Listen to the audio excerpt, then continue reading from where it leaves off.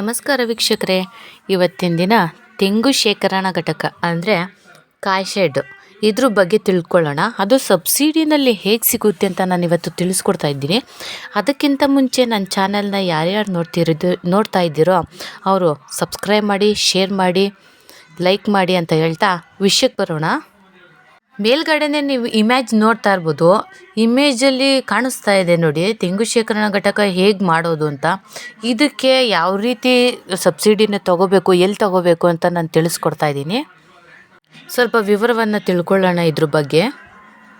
ತೆಂಗು ಕರ್ನಾಟಕದಲ್ಲಿ ಬೆಳೆಯುವ ಪ್ರಮುಖ ವಾಣಿಜ್ಯ ಬೆಳೆಯಾಗಿದ್ದು 7,04,439 ಹೆಕ್ಟೇರ್ ಪ್ರದೇಶದಲ್ಲಿ ಬೆಳೆಯಲಾಗ್ತಾ ಇದೆ.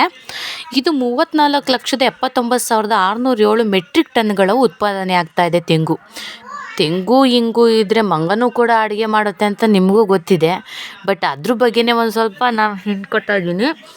ತೆಂಗಿನಕಾಯಿಯನ್ನು ಮುಖ್ಯವಾಗಿ ಕರ್ನಾಟಕದ ತುಮಕೂರು, ಚಿತ್ರದುರ್ಗ, ಚಿಕ್ಕಮಗಳೂರು, ಹಾಸನ, ಮಂಡ್ಯ, ರಾಮನಗರ ಮತ್ತು ಉಡುಪಿ ಜಿಲ್ಲೆಗಳಲ್ಲಿ ಬೆಳೆಯಲಾಗುತ್ತದೆ.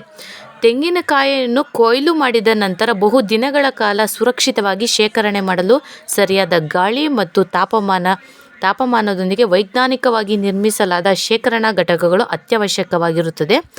ತೆಂಗು ಶೇಖರಣಾ ಘಟಕಗಳನ್ನು ನಿರ್ಮಿಸಲು ಸಹಾಯಧನದ ಸೌಲಭ್ಯವನ್ನು ಕಲ್ಪಿಸಿ ತೆಂಗು ಬೆಳೆಗಾರರಿಗೆ ಉತ್ತೇಜನವನ್ನು ನೀಡುವ ಅವಶ್ಯಕತೆ ಇರುತ್ತದೆ.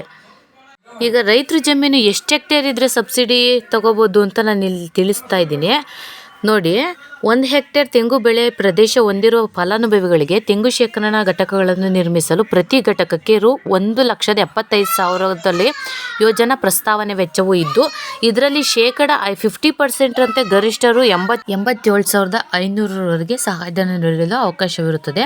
1 ಎಕರೆ ತೆಂಗು ಬೆಳೆ ಪ್ರದೇಶ ಹೊಂದಿರುವ ಫಲಾನುಭವಿಗಳಿಗೆ ತೆಂಗು ಶೇಖರಣಾ ಘಟಕಗಳನ್ನು ನಿರ್ಮಿಸಲು 70,000ಗಳಿಗೆ ಸಹಾಯಧನ ನೀಡಲಾಗುತ್ತದೆ.